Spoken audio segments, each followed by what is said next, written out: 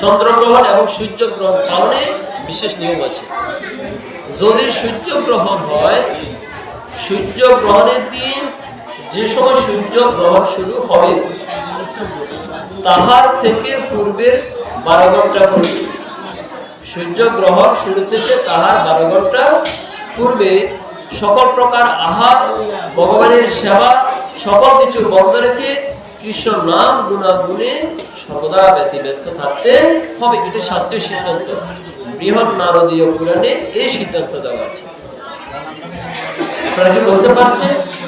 সূর্যগ্রহণ যখন শুরু হবে তাহার থেকে কত ঘন্টা পূর্বে? 10 ঘন্টা 12 ঘন্টা পূর্বে ভগবানের সেবা অর্চনা বন্ধ থাকবে, সকল প্রকার আহার বন্ধ থাকবে, মলমূত্র ত্যাগ বন্ধ থাকবে। এই গ্রহণ চলাকালীন সময়ে সকল প্রকার অশুভ গ্রহগুলো তাদের প্রভাব বিস্তার করে। তাই এই গ্রহণ চলাকালীন সময়ে যদি কেউ আহার করে তখন সে কি হয়? উচ্ছিষ্ট ভোজনের সমতুল্য হয়, মাংস ভোজনের সমতুল্য হয়, মদ্যপানের সমতুল্য হয়। শাস্ত্রে বর্ণনা করা আছে বৃহৎ নারদীয় পুরাণে। আর চন্দ্রগ্রহণ এর প্রভাব সূর্যগ্রহণ থেকে একটু কম। তাই চন্দ্রগ্রহণ যখন হবে, চন্দ্রগ্রহণ যখন শুরু হয় তাহার থেকে 9 ঘন্টা পূর্বে সকল প্রকার নিদ্রা, সকল প্রকার আহার সবকিছু বন্ধ রাখতে হয়। এটা শাস্ত্রীয় সিদ্ধান্ত। তো যেদিন মহাপ্রভু আবির্ভূত হবেন, বদলী লগ্নে গ্রহণ শুরু হয়েছিল, তার পূর্বে 9 ঘন্টা পূর্বে নবদ্বীপবাসী সকলে সকল প্রকার আহার, নিদ্রা সবকিছু পরিত্যাগ করে সকলেই কৃষ্ণ নাম অর্থাৎ হরির নাম শুরু করে দিলেন। মহাপ্রভু আবির্ভাবের পূর্বে এই নাম তিনি জগতে প্রচার করেছিলেন। মহাপ্রভু তিনি যে কলিযুগের নাম প্রচার করবেন এটা কিন্তু পূর্বে নির্ধারিত ছিল। নিমিরাদার রাজ্যে সেখানে মহাপ্রভুর এই আবির্ভাবের বিষয়টাকে সেখানে আলোচনা করা হয়েছিল। তাই সকল ভক্তরা কৃষ্ণনাম করছিল। এই কৃষ্ণনামের মধ্য দিয়ে এই গ্রহণের মধ্যে শ্রীমন মহাপ্রভু নদিয়াতে আবির্ভূত হয়েছিল। আর যখন স্বয়ং ভগবান আবির্ভূত হন তখন সেদিন কি করতে হয়? উপবাস থাকতে হয়। কি থাকতে হয়? উপবাস থাকতে হয়। এটা শাস্ত্রীয় বিধান। সেদিন উপবাস থাকতে হয়, সেদিন অন্ন গ্রহণ করা যায় না। যেমন ভগবান শ্রীহরি আবির্ভূত হয়েছিলেন পাপীদের উদ্ধার করার জন্য নরকে, সেখানে তিনি একাদশী রূপে আবির্ভূত হয়েছিলেন। একাদশী দিনকে আমরা অন্ন গ্রহণ করি না। একাদশীতে অন্ন গ্রহণ নিষেধ। স্বয়ং ভগবান শ্রীকৃষ্ণ যেদিন আবির্ভূত হয়েছেন সেদিন অন্ন গ্রহণ নিষেধ। তাই শ্রীমন মহাপ্রভু হচ্ছেন স্বয়ং রাধাকৃষ্ণের মিলিত তনু। অবতার সার গোড়ায় অবতার কেন না ভজলি, তারে করি নিরেবাস দিল না পিয়াস আপন কর্ম। তাই মহাপ্রভু হচ্ছেন অবতারের সার, সকল অবতার যার থেকে সৃষ্টি হয়। দেখুন কলি আমাদের সাথে যুদ্ধ করছে। আমরা যত জোরে কথা বলছি কলি তার থেকেও জোরে কলি এখানে বাধা সৃষ্টি করছে। এখন ভক্তিমতী বাবারা বাহিরে আপনারা একটু কলির সাথে যুদ্ধ করে আমাদেরকে এগিয়ে যেতে হবে, তাই না? কিছু করার নেই, পরিস্থিতি আমাদের প্রতিকূলে। তাই শাস্ত্রী কি বলছে? অবতার সার গোড়ায় অবতার কেননা ভজনি তারে করি নিরেবাস দিল না পিয়াস আপন কর্ম। তাই মহাপ্রভু হচ্ছেন সকল অবতারের অবতার। তাহার থেকে সকল অবতারের উৎপত্তি। কিভাবে? ঈশ্বর শ্রীকৃষ্ণ আদিতে ছিলেন এক, তাহার থেকে তিনি শ্রীমতী রাধারানীর সৃষ্টি করলেন। তাহলে আদিতে কৃষ্ণ কতজন ছিলেন? একজন ছিলেন। রাধারানী তারপরে সৃষ্টি হয়েছে, তাই তো? আর এই কলিযুগে সে রাধা কৃষ্ণ মিলিত হল শ্রীমন মহাপ্রভু, অর্থাৎ শ্রীমন মহাপ্রভুর সে আদি শ্রীকৃষ্ণ। যখন কেউই ছিল না সেই শ্রীকৃষ্ণই কলিযুগে আমাদের মাঝে আবির্ভূত হলেন রাধারানীর মহাপ্রভু। তাই তিনি যেহেতু আবির্ভূত হয়েছিলেন, তার এই আবির্ভাবটাকে আমরা কিভাবে স্মরণ করবো বাবা? তার এই আবির্ভাবটাকে আমরা কৃষ্ণ নামের মধ্য দিয়ে স্মরণ করতে হবে।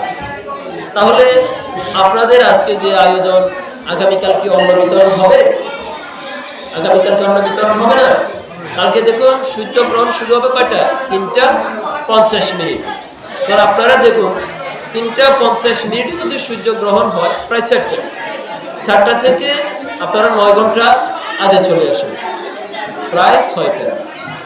তাহলে সেই 6টা থেকে কিন্তু আমাদের সকল প্রকার আহার গ্রহণ করা, সকল প্রকার খাদ্য গ্রহণ করা শাস্ত্রে নিষিদ্ধ করা আছে। চন্দ্রগ্রহণকারী যদি কেউ আহার গ্রহণ করে তবে সেটা কি হবে, সেটা মলের সমতুল্য শাস্ত্রে বলা হচ্ছে। যদি আপনারা দেখতে চান আমি দেখাতে পারি, শাস্ত্রে আছে। এখন বিষয়টা হচ্ছে আমরা যে অনুষ্ঠানগুলো করছি, দেখুন বাবা, আপনারা যে অনুষ্ঠানটা করছেন এই অনুষ্ঠানের অর্থটা কি আপনারা চুরি করে এনেছেন? না, আপনাদের সকলের শ্রমের দ্বারা অর্জিত অর্থ দ্বারা আপনারা অনুষ্ঠানটা করছেন। কিন্তু শাস্ত্রে বলা হচ্ছে দান 3 প্রকার, সাত্ত্বিক, রাজসিক এবং তামসিক। এখন আপনি দান 3 ভাবে করতে পারেন, সাত্ত্বিকভাবে দান করতে পারেন, রাজসিকভাবে দান করতে পারেন এবং তামসিকভাবেও দান করতে পারেন। এখন আপনি আপনার অর্জিত অর্থটা যদি সাত্ত্বিকভাবে দান করতে না পারেন তাহলে এই দানের কোনো যথার্থতা থাকে না। তাহলে মহাপ্রভুর আবির্ভাব তিথিতে যদি অন্নদান করা হয় তাহলে সেটা মহাপ্রভুকে অসম্মান করা, এটা মহাপ্রভুর যে তিথি সে তিথিটাকে অসম্মান করা। তাই এই জন্য মহাপ্রভুর এই বিশেষ তিথিতে যারা মহাপ্রভু অনুরাগী, এই কলিযুগে যারা মহাপ্রভুকে ভালোবাসেন, যারা মহাপ্রভুর এই বিশেষ কৃপাটাকে গ্রহণ করেছেন, তাদেরকে কি করতে হবে, মহাপ্রভুর এই আবির্ভাব তিথিটাকে স্মরণ করতে হবে। তো তিথি স্মরণ কিভাবে হয়, গ্রহণ করে সেখানে ত্যাগ করে, অর্থাৎ সকল প্রকার আনন্দ পরিত্যাগ করে, সকল প্রকার জাগতিক সুখ পরিত্যাগ করে, নিদ্রা পরিহার করে নিরন্তর কৃষ্ণ নামের মধ্য দিয়ে এই দিনটাকে অতিবাহিত করতে হয়। তো আপনারা সৌভাগ্যবান, এই বিশেষ তিথিতে আপনারা কৃষ্ণ নামের আয়োজন করেছেন, এটা অত্যন্ত তিথি, বিষয় আনন্দের বিষয়। কৃষ্ণ নাম চলবে, কিন্তু এই তিথিটাকে অন্তত উপবাসের মধ্য দিয়ে স্মরণ করার চেষ্টা করেন। যদি অন্ন আপনারা দান করতে, এটা হচ্ছে একটা দান, অন্নদান। কলিযুগে অন্নদান স্বর্ণদানের থেকেও অনেক উৎকৃষ্ট। আপনি যদি একবারই স্বর্ণদান করেন কত টাকা, 2.5 লাখ টাকা, আর 2.5 লাখ টাকা দিয়ে আপনি কত ভক্তকে অন্নদান করতে পারেন। তাহলে অন্নদান স্বর্ণদানের থেকেও অধিক বেশি গুণে গুণান্বিত। সে অন্নদানটা করছেন, কিন্তু সে অন্নদানটা উপবাসের দিন করাটা শাস্ত্রীয়ভাবে যুক্তিযুক্ত নহে।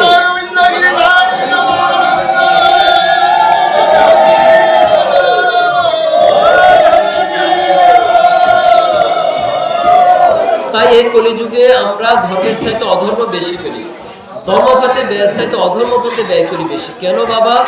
এটা দোষ নয়, এটা হচ্ছে আমাদের অজ্ঞতার কারণে, না জানার কারণে। আমাদের পিতৃপুরুষগণ তাহারা যে ভুলটা করে গিয়েছেন, আমরা সেই ভুলটা এখনো করছি। আমি বলবো ভুল করছি না, আমি বলবো ভুলের প্রায়শ্চিত্ত করছি। ভুলের প্রায়শ্চিত্ত করছি, আমরা ভুল করছি না, আমরা আমাদের পিতৃপুরুষের ভুলের প্রায়শ্চিত্ত করছি। তা না হলে এত শাস্ত্র গ্রন্থ আমাদের সর্বসারীগণ আমাদেরকে দিয়ে দিয়েছেন। শ্রীমন মহাপ্রভু স্বয়ং অনাদিরাদি গোবিন্দ তিনি ব্যাস রূপে আবির্ভূত হয়ে আমাদেরকে এত গ্রন্থ প্রদান করে গিয়েছেন, অথচ আমরা এত গ্রন্থ থাকাকালেও আমরা সেখানে ভুলভালভাবে ধর্মটাকে পালন করছি। তাহলে আমার এই ধর্ম করার মানেটা কি? যে ধর্ম পালন করলে আমার ধর্মের চাইতে অধর্ম হয়, যে ধর্ম পালন করলে আমার পাপের পুণ্যের চাইতে পাপ বেশি হয়, এই ধর্ম পালন করে আমার লাভটা কি? তাই আমাদেরকে ধর্ম করার আগে জানতে হবে, দান করার আগে জানতে হবে আমি কোথায় দান করছি। নাম যেখানে সেখানে বিতরণ করা যায়, কিন্তু নাম ব্যতীত অন্য বস্তু দানের ক্ষেত্রে আপনাকে যাচাই বাছাই করে দান করতে হবে। তাই আপনি দান করবেন, যেমন দেখুন কন্যা দান করার ক্ষেত্রে কি বলা হয়, সৎ পাত্রে বিদ্যান গুণবান ব্যক্তির নিকট, পাত্রের নিকট কন্যা দান করা। যদি গুণবান পাত্র না পাওয়া যায়, প্রয়োজন কন্যাকে তুমি ধরে রাখবে, তথাপি কন্যাকে দান করবে না। কেননা অসৎ পাত্রে কন্যা দান করলে তার কুল নষ্ট হবে, তোমার কুল নষ্ট হবে। তাই অসৎ পাত্রে কখনো কন্যাদানের কথা বলা হয়নি। তো অতএব অন্নদান করবেন, সদ্ভাবে দান করবেন, যেন তাহার সাথে হয়। এটা আপনাদের কাছে আমার বিশেষ নিবেদন থাকবে। কেমন? আগামীকাল তো আপনাদের অনুষ্ঠানের আয়োজন হয়ে গেছে, এবছর না হয় হলো, কেমন? আগামী বছর থেকে আপনারা আরো ভালোভাবে শাস্ত্রটাকে দেখবেন, জানবেন, বুঝবেন। কেন? এটা হচ্ছে শাস্ত্রীয় কাজ। তাই না? এটা তো শাস্ত্রসম্মত ভাবে করছেন। আজকে যে ঘট স্থাপন করছেন, এটা কি শাস্ত্রীয় ঘট নয়? এই ঘটটা কি আমরা যেনতেন ভাবে স্থাপন করছি না। এখানে মা গঙ্গাকে আহ্বান করে, মা গঙ্গাকে পূজা করে, মা গঙ্গাকে এই ঘটের মধ্যে এনে আমরা সমগ্র দেব দেবী গণকে এই ঘটের মধ্যে আহ্বান করছি। ঘট স্থাপনের শেষে একটি মন্ত্র বলতে হয়, সর্বতীর্থ বাড়ি সর্বদেব সমন্বিত ইমন ঘট সমাযোজন কৃষ্ণ রাধা কৃষ্ণ গণই সব। অর্থাৎ এই ঘটের মধ্যে হে কৃষ্ণ হে রাধা তুমি তোমার সপরিকর গণ নিয়ে এখানে অবস্থান করো।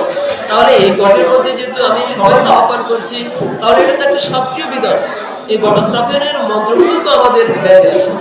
তাহলে আমরা যদি সেই বেদের বিধানটা মেনে চলি, শাস্ত্রীয় বিধানটা মেনে চলি, তাহলে কিছু কিছু ক্ষেত্রে যদি অশাস্ত্রীয় বিধান মেনে চলি, তাহলে এক হাতে বিষ্ণুর চরণ পাকালে আর এক হাতে তারে ঢেলা মারি। অর্থাৎ এক হাতে আমি বিষ্ণুকে মানছি, তাহার চরণ মুছিয়ে দিচ্ছি, আর এক হাতে তাকে ঢিল মারছি। বলুন তো, এ সেবা করা সাইতে না করাটা কি উত্তম নয়? এ সেবা করা সাইতে না করাটা উত্তম। কেননা আপনি যদি দান করেন পুণ্য হবে, কিন্তু যদি দান না করেন পুণ্য হবে না। কিন্তু দান করতে গিয়ে যদি ভুলভাবে করেন, আপনার কি হবে? পাপ উৎপন্ন হবে। তাহলে যে দান করলে পুণ্য না হয়ে পাপ হবে, এই দান করার সাথে না করাটাই বড়। আমি লাভ করতে এসে যদি লসে হয়ে গেল, তাহলে আমি কি করলাম? এটা তো আমাদের জন্য ক্ষতি হয়ে গেল। তাই শুধু গুরুভক্তবৃন্দ, আপনারা সকলেই আপনাদের শ্রমের বিনিময়ে অর্জিত অর্থ দ্বারা এই অনুষ্ঠানটা করছেন। এই অনুষ্ঠানটা যেন সার্থক হয়, সঠিক হয়, এই জন্য আপনাদের চরণে আমি বিশেষ নিবেদন করছি, আপনারা অনুষ্ঠানটাকে আগামী বছর থেকে নতুনভাবে সাজান। কেমন? আগামী বছর থেকে অনুষ্ঠানকে নতুনভাবে সাজান, সুন্দরভাবে করুন। তবে উপবাসের দিবসে প্রসাদ করছি, আরো বিষয় আছে, এই উপবাসের বিষয়টাকে আপনারা একটু প্রাধান্য দিন। কেমন?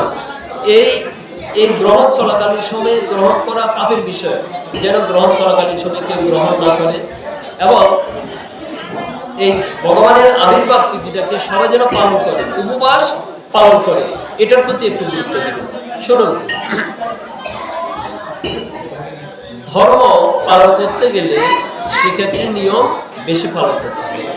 ধর্ম পালন করতে গেলে সাবধানতাটা বেশি অবলম্বন করতে হবে। কেননা আপনারা যে গিয়েছেন বন্দি মই সাবধান মতে, অর্থাৎ বন্দনা করতে গেলে, বদনা করতে গেলে একটু সাবধান হতে হবে। আপনি যত বেশি বদনের পথে যাবেন, আপনার সাবধানতার পরিমাণটা তত বেশি হতে হবে। কেননা কারণটা হচ্ছে, বদনা করতে গেলে আপনি যখন ভক্তির পথে যাবেন, তখন সেই ভক্তির পথে গেলে সেখানে বৈষ্ণব অপরাধের একটি বিষয় আছে। যদি বৈষ্ণব অপরাধ উঠে হাতে মাথা উপরে বা ছিন্নে তার শুকিয়ে যায় পাতা। যদি বৈষ্ণব অপরাধ হয়, তাহলে আপনার সকল প্রকার ভক্তি নষ্ট হয়ে যাবে, আপনার সমগ্র জীবনের বদন নষ্ট হয়ে যাবে। এই বদন কোনো কাজে আসবে না। তাই ভক্তির পথে, বদন পথে গেলে সেখানে সাবধানতা বেশি অবলম্বন করতে হয়। যেমন মনে করুন, ভগবানের আবির্ভাব তিথি হিসেবে একাদশী ব্রত।